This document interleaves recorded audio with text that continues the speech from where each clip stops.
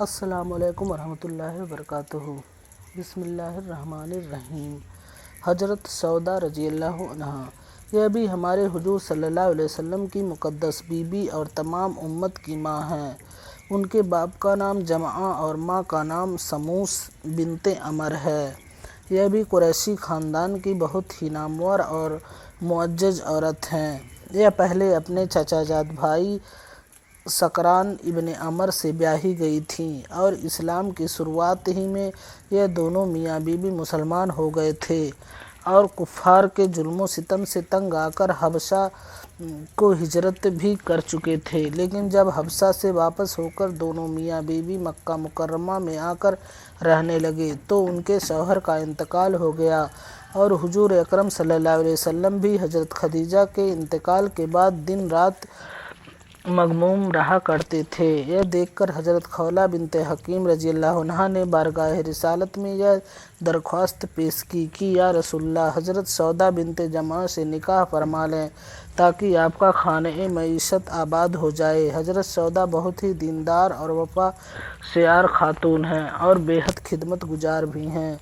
آپ نے حضرت خولہ کے اس مخلصانہ مشورہ کو قبول فرما لیا۔ چنانچہ حضرت خولہ رضی اللہ عنہا نے حضرت سودا رضی اللہ عنہا کے باپ سے بات چیت کر کے نسبت طے کرا دی اور نکاح ہو گیا اور یہ عمر بھر حضور علیہ الصلوۃ والسلام کی زوجیت کے شرف سے سرفراز رہیں اور جس والہانہ محبت و عقیدت کے ساتھ وفاداری و خدمت گزاری کا حق ادا کیا وہ ان کا بہت ہی شاندار کارنامہ ہے۔ حضرت بی بی عائشہ رضی اللہ عنہا کے ساتھ حضور کی محبت کو دیکھ کر انہوں نے اپنی باری کا دن حضرت عائشہ کو دے دیا تھا۔ حضرت عائشہ رضی اللہ عنہا فرمایا کرتی تھیں کہ کسی عورت کو دیکھ کر مجھ کو یہ لالچ نہیں ہوتی تھی کہ میں بھی ویسی ہی ہوتی، مگر میں حضرت سودا رضی اللہ عنہا کے جمال صورت و حسن سیرت کو دیکھ کر یہ تمنا کیا کرتی تھی کہ کاش میں حضرت سودا جیسی ہوتی۔ یہ اپنی دوسری قسم کی خوبیوں کے ساتھ بہت فیاض اور اعلیٰ درجہ کی سخی تھیں۔ ایک مرتبہ امیر المومنین حضرت عمر رضی اللہ عنہ نے اپنے خلافت کے زمانے میں درہموں سے بھرا ہوا ایک تھیلا حضرت بی بی سودا رضی اللہ عنہا کے پاس بھیجا تھا، جنہوں نے اس تھیلے کو دیکھ کر کہا کہ واہ بھلا، کھجورے کے تھیلوں میں کہیں درہم بھیجے جاتے ہیں۔ یہ کہا اور اٹھ کر اسی وقت ان تمام درہموں کو مدینہ منورہ کے فقیروں و مسکینوں کو گھر میں بلا کر بانٹ دیا اور تھیلا خالی کر دیا۔